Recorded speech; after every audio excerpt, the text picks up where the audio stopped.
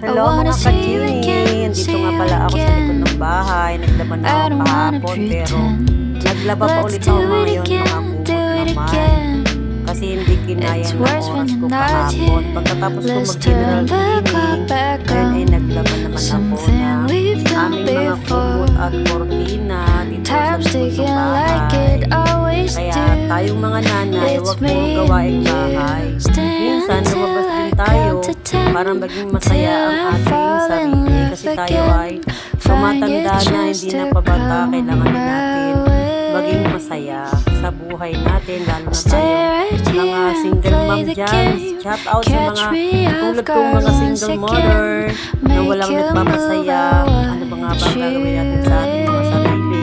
Kung ipasayain na lang natin ang ating mga sarili, wala naman magpapasaya. Charot!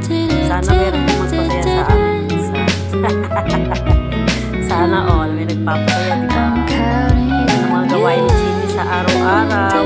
Alas 5 pa lang naman ng araw guys, ako yung para maghugas na ng plato, mag-ipon ng tubig, mag-init ng tubig na pangkape.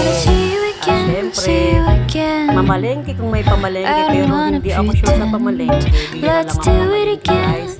Kasi bigyan lang kami magkano ng pera minsan din lang na at pagkatapos bahala na ulit kung paano kami magkakaulam sa araw-araw. Yan ang aking buhay sa araw-araw.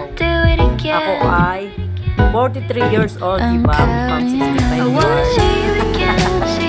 Mukhang 65 na si Genie. O, diba? Hindi mo lang papasaya sa kanya.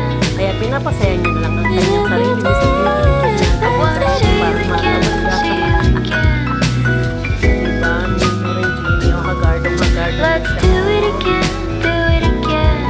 Yan ang likod ng aming bahay.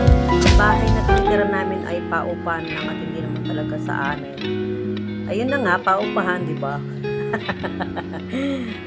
Yan ay pinabaha yung likod ng bahay namin na yan. Kaya ganyan ang itsura niyan. Ulan lang guys ay binabaha na yan. Kaya lagi diyang basa-basa. Kaya ayan. Ngayon na guys, nandito ang aking anak at ang aking apo. Kaya hindi na ako makakapag voice over dahil sila ay mga abala. Sa aking pagbo-voice over. Ayan. Saan galing yan? Sa likod yan doon? Ay sa dulo? Kay Ate Ruby. Masarap din ba yun doon anak? Salamat na lang guys kasi may washing kami, kung hindi ay naku, ang hirap-hirap kayang maglaba lalo na ang yung mga sapin sa kama, ang bigat-bigat talaga. Wala naman kami pang palondry dahil mahal ang pampalondry. Sayang naman ang pampalondry. Yung ipapalondry ko, edi ipambili na lang namin ng pagkain kasi alam niyo naman guys, mahirap ang buhay ngayon. Dapat tayo ay magtipid. Ganon ang mga nanay, kailangan magtipid dahil ang hirap-hirap ng buhay. Ang mahal-mahal ng mga bilihin, guys. Ah, diba? Okay, nanay. Andito ng anak ko, mga ipal-ipalogs. Hindi tayo makapag-voice over ng mais. Yan nga pala ang drum naming basurahan. At kailangan ko siyang is-isin kasi pinapasok ko yan sa loob ng bahay. O, nanay. Mabantot kapag pinasok, kapag hindi nilaban hindi inis-is ang timba na lagayan ng basurahan sa loob ng bahay. Tira mo lang ako kaunti. Sabi nga tayo dyan. Dapat doon ka kasi bumili, oh. Masarap doon. Masarap ba yung sausawan dyan?